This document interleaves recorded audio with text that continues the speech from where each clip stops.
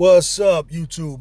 This is Flan Speaks back for another video, and today I'm going to do a little something different. I used to do this all the time where I would speak on an issue dealing with something related to sports. Here it's going to be football, in particular the NFC East, right after the draft and right before the major free agency period starts.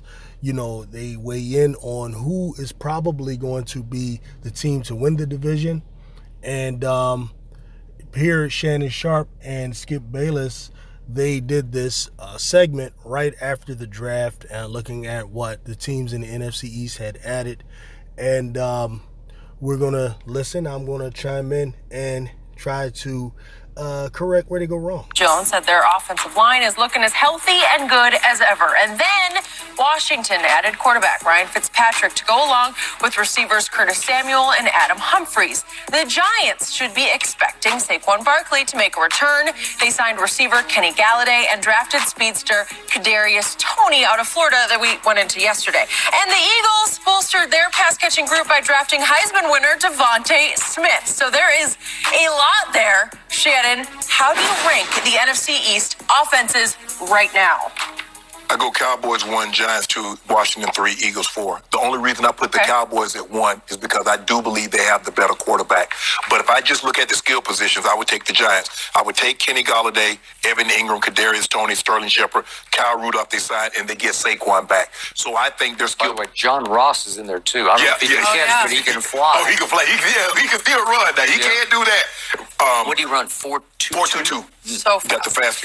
Yeah, John Ross did run a 4.2, but he was with the Bengals, picked up. He was expected to do a lot. But as you find out, anyone who knows anything about receivers, and Shannon Sharpe knows this, the most important element or the most important skill set you want a receiver to have is route running, hands, and also that they're smart enough to be able to read defenses on par with quarterbacks. And Shannon knows that, and that's why he really didn't mention Ross, though Skip brought him. And, because he's fast, he had to kind of bring him up, Fastest time recorded this combine. So, Skip, that's the reason I put Dallas in front, because of Dak. I do believe Dak is better than Daniel Jones.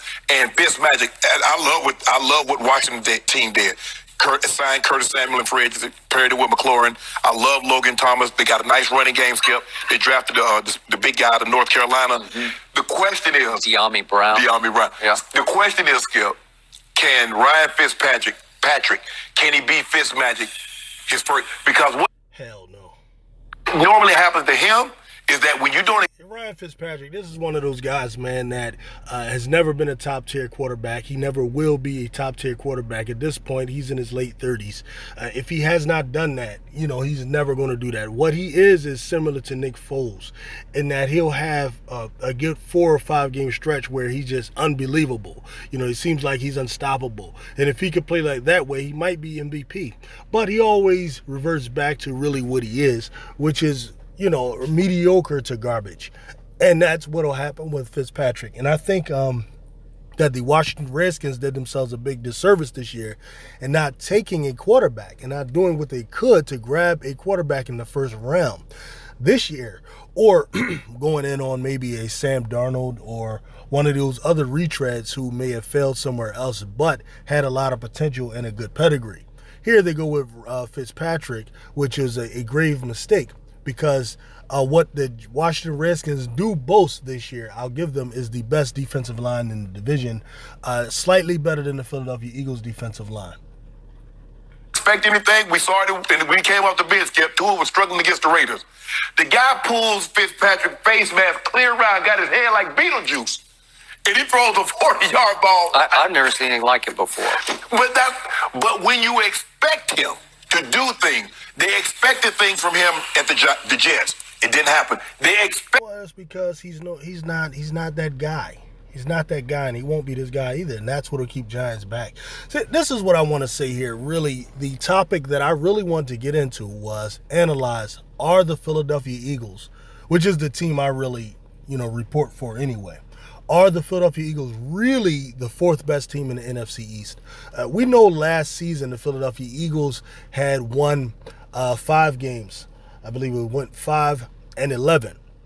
And for that reason, these guys here, Shannon and Skip Bayless, they are assuming that that is a real representation of what the NFC East was.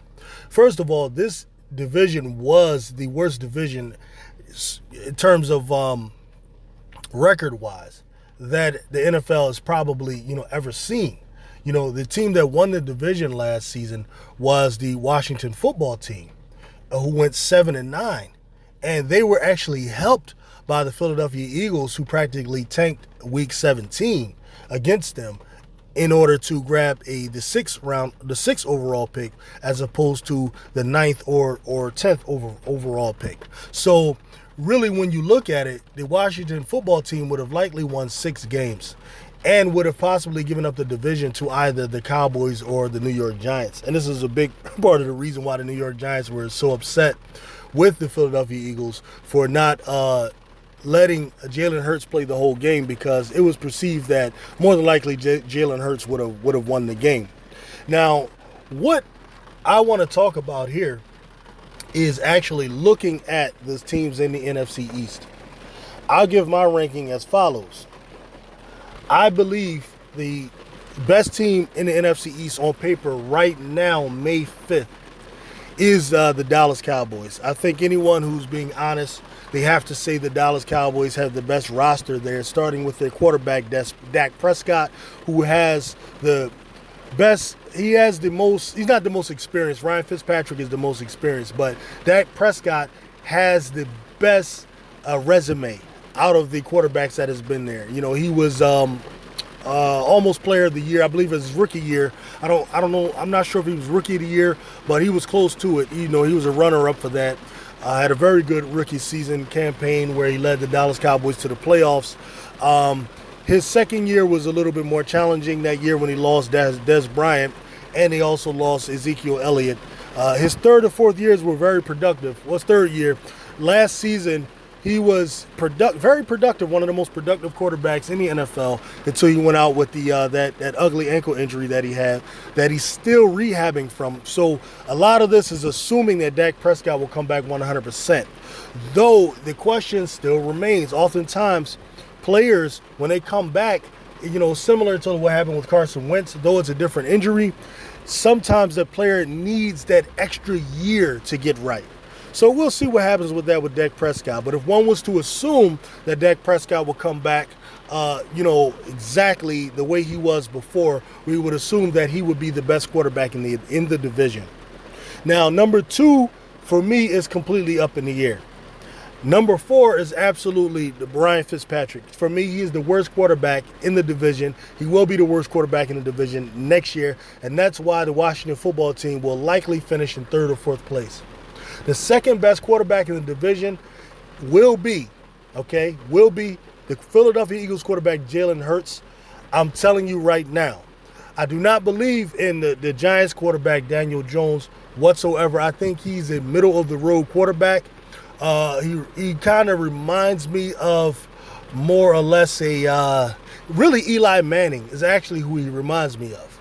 If I could really give a comp with him, he has a little bit of mobility. Maybe he's a little bit faster than Eli Manning, but the young Eli Manning actually had a good amount of mobility. He does not have an extraordinary arm. He tends to throw way too many interceptions, and he's just a guy that has to prove himself. He has to prove that he has the right pocket presence. He has to prove that he goes through his progressions properly and all of that. Now, what he does have to his credit is he has a good, decent receiving core, which Shannon Sharpe just went over. They got rid of Golden Tate. They released him, who actually was probably their second best receiver. They have Slayton. They have a decent young tight end. They just drafted Kadarius, and I believe that's Tony. And then the other receiver who's pretty good as well. They do not have the best receiving core or group of weapons in the division. That goes to the Dallas Cowboys without a doubt, who boasts 3 receivers. We know Amari Cooper, we know about Gallup, and CeeDee Lamb, who was a rookie sensation from last year, who we expect to even be better this year. Now, what the Giants do have is, if we just go through the division, the quarterbacks are like this for me. Number 1, Dak Prescott. 2 will be Jalen Hurts. And I will put anything on that Jalen Hurts will be the second best quarterback in this division. 3rd, I'll give it to the Giants. And 4th, we're going to go with Fitzpatrick. If we go to running back in that division, this is very controversial, but they boast a number of good running backs in this division. And well, matter of fact, let me go here. They'll get to that later. Let me just go. The things from him in Buffalo, it did not happen. So now there's an expectation. Now clearly he's better than Dwayne Haskins, but the expectations are a lot more ramped up than they were for Dwayne Haskins. I'm not even sure if he's better than Dwayne Haskins, to be honest with you. You know, and I'm going to tell you what's up with Dwayne Haskins. The situation with Dwayne Haskins is he's a black quarterback who is not mobile. And oftentimes with a black quarterback, the expectations is for mobility, right? This is the same problem that the Jaguars quarterback Byron Leftwich had, as well as Jamarcus Russell with the Raiders. When a quarterback is not mobile and is a pocket passer, those types of quarterbacks can succeed in the NFL, of course, as we know, but they typically develop later than quarterbacks who are mobile, right? The last thing a quarterback will usually develop is the ability to read defenses well and to go through their progressions properly. What happens is if a quarterback is mobile, he's able to succeed without being fully developed in those areas. Whereas if you're just a pocket passer, a team that takes a pocket passer, they have to already understand that they're going to have to be more patient with that type of player. This is also what happened with Jared Goff right away. And whereas Carson Wentz and Dak Prescott had better rookie campaigns because they were able to do other things than Jared Goff, whereas Jared Goff developed in his second year. All right. So I'm not sure that Dwayne Haskins would not be the better investment than a Ryan Fitzpatrick. And now that he's with the Pittsburgh Steelers, I'm interested in seeing how he looks once Ben Roethlisberger leaves. So for that, because of Dak, I do believe Dak is the best quarterback in that division. I went Cowboys, Giants, Washington, Eagles. So when I look down the Giants, Eagles would not be the number 4 team in this division. They will not, and I'll explain why a little bit later. and skill position players and all their additions, it is scary time. When I look at Washington, skill players, it is scary time for We just got a basketball team at corner, so we got basketball team. I do not agree with Washington's skill players being that scary. Yes, I like McLaurin, and the other receiver is pretty decent as well. They don't have the tight end that scares you. And then,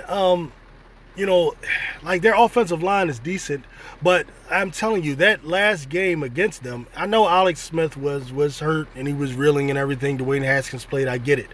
But that last game against the Philadelphia Eagles, and guys, listen to me. Right, that Philadelphia Eagles team you saw last season is not the Philadelphia Eagles team you saw previous years or the Philadelphia Eagles team you saw that you will see this upcoming season. Last year was an absolute complete anomaly because the Philadelphia Eagles had so many injuries to the point where it was historical. We're talking about, okay, Carson Wentz we did have. He stayed healthy. However, the right tackle, typically Jason Peters. Jason Peters is about 38 years old, okay? The Philadelphia Eagles had drafted a right tackle, a left tackle, by the name of Dillard, Andre Dillard, who was to start. Andre Dillard was out for the season. Then the backup was Jason Peters, okay? Jason Peters, though he's a Hall of Famer, likely, and like a 12 or 13-time Pro Bowler or something, at least a 9-time Pro Bowler, he was out the majority of the year. The Eagles had a third-string left tackle. All right, so you guys, like Washington Redskins, I understand you have these beasts at defensive end, and you were able to take advantage of the Eagles and the Giants. Listen, we were on a third-string left tackle. Now, if that makes you feel like, you're really doing something, be my guest, all right? Our left guard, Isaac Seumalo, was out half the year. those games, okay, where the Giants were, shutting us down and all of that, trust me, the left tackle was out and the left guard was out. All right, now you can still feel good about your team if you want. That's fine with your 6-10 record, okay? But all right, Jason Kelsey, our center, who's always been an undersized center, he played. He was there. Okay, so the Eagles, we had our center all year. Our right guard was out. Brandon Brooks, who is touted as the best guard in the National Football League, and if not, he is a top 3 right guard, without a doubt. There's no doubt about that. If you know anything about the linemen in the NFL, Brandon Brooks is a top right guard. Many are of the opinion that he is the best. Let me tell you, he was out the whole year. Okay, so we had a backup there, Jack Driscoll, who was there. Guess what? Jack Driscoll got hurt. We went down to a third one, Herbig. All right, so you were playing against a third string right guard, a third string left tackle, and a second string right guard. Left guard. All right, and then our right guard, the Eagles' right tackle, Lane Johnson, who anyone knows is a top 3 to 5 right tackle in the National Football League. All right, the strength of the Eagles, for anyone that's honest, the strength of the Eagles who won the 2017 Super Bowl was our offensive line and our defensive line. But our offensive line, which we were able to maintain 2017, 2018, and 2019. And for these reasons, we continue to get to the playoffs. And if not, win the division. Though there were struggles because of other injuries, like whether they were to Carson Wentz, whether they were to our receivers or whatever. But the offensive line was always intact, and that's why we got to the playoffs. Last season in 2020, the Eagles had 13 different starting combinations on the offensive line. Now, if you're a Giant fan and you're a Washington fan and you're a Dallas fan and you're just going to overlook this and still believe that somehow this is going to happen again, that the Eagles offensive line that you faced last year, that you still did not beat cleanly, that you didn't beat cleanly, if it's going to be the same, then, be my guest. All right. Okay. So that's the line. Our offensive weapons last year, okay, we boasted Deshaun Jackson, Alshon Jeffrey. These were our receivers. And everyone knows these are 2 respectable wide receivers. Guess what? They played a total of about 4 games last year. All right, so both starting receivers are out. Okay? We started, so then eventually our number 1 receiver was our rookie, Jalen Reagor, who some believe had a disappointing season. I don't believe he had a disappointing season. I believe he had a typical rookie season. Like, I'm not one of these people that expects every rookie to be Justin Jefferson and all of that kind of stuff. He had a typical rookie season. And, I expect him to be good alongside Devontae Smith this year. All right? But you have to understand, the Eagles you guys were facing last year were second stringers primarily and third stringers, especially on the offense. On the defensive side of the ball, we also had a number of injuries, which I'm not even going to go through. I think I explained enough, really, to have you understand. You could believe what you want, but the same Eagles you faced last year will absolutely not be the same Eagles you will face this coming season. We might win the G League. Yeah, okay, yeah, right? Exactly. But the Giants especially, Daniel Jones is pretty good. Yes. He could be very good on occasion. Yeah, I don't agree with that at all. We have seen Fitzmagic be very good on many occasions.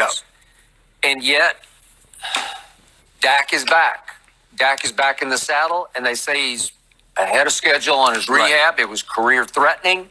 Same thing we heard about Carson Wentz, that he was ahead of schedule, all of that, came back a little too early, and had a disappointing campaign compared to the 2017 season. It happens. He got paid. The cloud got lifted off my locker room because it was going to be Jerry versus Dak all year long as he maybe played his way right out of Dallas, and that's over and done with. Can he live up? I sure hope so, because it's a lot to live up to. Yeah. I thought Dak was struggling to prove to Jerry that he was good enough to merit $42 whatever it was $million. And he wound up getting the most guaranteed money, the biggest signing bonus in the history of this league. I love the way they paid Dak. He's not worth it. It's ridiculous and hilarious. It's just hard to live up to that, but he's going to have to. Right. Because I do think he won't, but he'll be the best quarterback in this division this year, for now.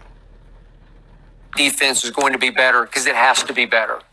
Those kids, you can throw all those kids out there, long and tall. You can throw them all out there. They have to be better than the junk that was out there last year. I'm thinking 8-8-1. Right? 8-8-1. I'm thinking how many cases we already have. I'm thinking I'm going to win this division, mostly because of Dak Prescott. Oh. I get Blake Jarwin back. So he says that every year. Man, that's this year is realistic, you know. And he is a bona fide proven weapon. Mm-hmm. Dak loves him. Yep. And the three receivers are bona fide Dak-connected receivers. And CeeDee Lamb will rise and shine in ways he couldn't last year with Andy Dalton and DiNucci and Garrett Gilbert. And it was a cast of thousands at quarterback. This is possible. I like CeeDee Lamb. And it was a long, hard rookie year for him. But you watch, his sophomore year will be better than his freshman. Oh, I forgot about Slayton. They still got Slayton at the Giants. No, I got it. Yeah. So Did you say Sterling Shepard? Yeah, they got Sterling. Yeah, I mentioned Sterling Shepard. I totally forgot. That's the guy I forgot, Sterling Shepard. He's a decent receiver, but none of these guys are really scary. About Slayton. So I like their skill position, and you're right. Everything is going to be incumbent on Dak. Is he fully healthy from that ankle? And can he play up to the contract? Because now, Skip, it's not about, he's a fourth-round draft pick. Nobody cares about him being a fourth-round draft pick. You can use that as a rookie. But once you get that second contract, you throw that out the window. I mean, it's nice when you come up to the draft. You know, Tom Brady was a sixth-round draft pick. You see, guys, it doesn't matter where you get drafted. Shannon Sharpe was this, and Antonio Brown was a sixth-round draft pick. That's all fine and good. But once you get that second contract, they throw the drafting out. Okay. Now you're getting paid like as a franchise quarterback. You need to perform the service of a franchise I got quarterback. it. So as much fear and respect as I have for both the Giants and Washington's skill positions, CeeDee Lamb will rise and shine and become the best receiver in the NFC East this year. He will be the most productive receiver. Devontae Smith is with the Eagles. He'll be great for Jalen. I got it. It will be all about CeeDee Lamb. Kadarius Toney. You think he's it? KT. Okay. For TD. Yeah. Look at what Shannon is doing now. What Shannon does is he picks whatever team he thinks will go against the Cowboys, because Skip Bayless, he's really invested in the Dallas Cowboys. He's a Dallas Cowboy fan through and through. He's always said it. Shannon Sharpe really is a Denver Bronco, Baltimore Raven fan, really. But for the last few years, ever since Dak Prescott and Carson Wentz were both drafted in the 2016 draft, he always acted like, an Eagles supporter. But we see in reality that isn't the case. However, as I predict, when the Eagles jump out to being in second place in the division, while his Giants are in third and his Redskins in the fourth place, he will revert back to supporting the Eagles by the middle of the season, mark my words. Because that's just what he does. Okay, well, you got it. Well, he's a human highlight reel, according to Urban Meyer. Yep. Okay. Y'all got to deal with twice. Okay, I got it. And Patrick Graham's defense, Williams. Kadarius Toney is very similar to the Eagles wide receiver Jalen Reagor, and I believe he won't be that much impact there, because there's a food chain there, and he's probably third on the food chain there, if not fourth, if you count the tight end. I got it. And McLaurin and Curtis Samuel, I think they both run 4.3, right? Well, y'all got basketball players, so you got long arms, so if they get in front of y'all, just pull them down. I got the best defensive player in the draft, according to the Hall of Famer. As you see here, the Eagles are an afterthought, and this is what prompted me to make this video. I think it's ridiculous. Listen, this division has been the Eagles and Cowboys division over the last almost the last 10 years, really. Washington has been next to irrelevant. The Giants, they won in 2011. Since then, they really haven't done much. All right. The Eagles themselves, we beat the Giants over the last 5 years. We beat them about 9 times or so. Maybe 9 out of 10 or 8 out. It's something ridiculous. And that happens sometimes in our division. But the one thing that is being overlooked is how the Eagles' defense will perform. The Eagles' defense, I'm not so certain about a few things. One thing I do know, they will have the second best defensive line in the division. and possibly the best. I'm going to give Washington football team the best line in the division, though I don't believe they'll be effective against us when our line is healthy. When the Eagles line is healthy, it doesn't matter what you have on the defensive line. It really doesn't matter. But right now, I'll give it to Washington. The Giants and the Cowboys, they're fighting for third and fourth in terms of the strength of their defensive line. So the Eagles will have that.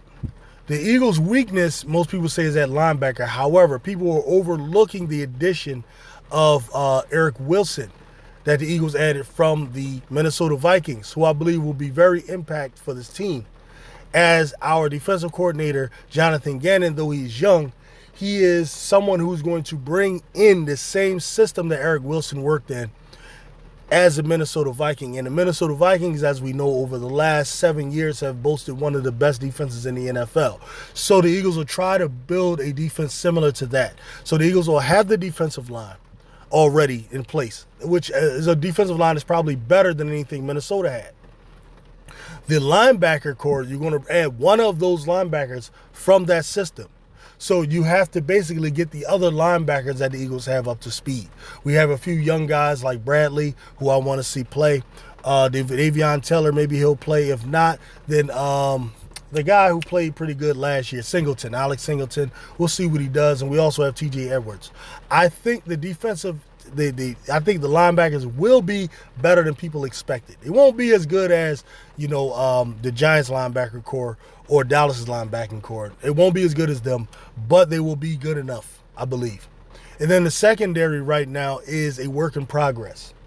All right, I am disappointed in the Eagles not drafting a cornerback. However, one thing I did notice when I looked at the free agents is this free agent crop is rich in cornerbacks. So Howie Roseman, the Eagles general manager will have the opportunity to add to a secondary.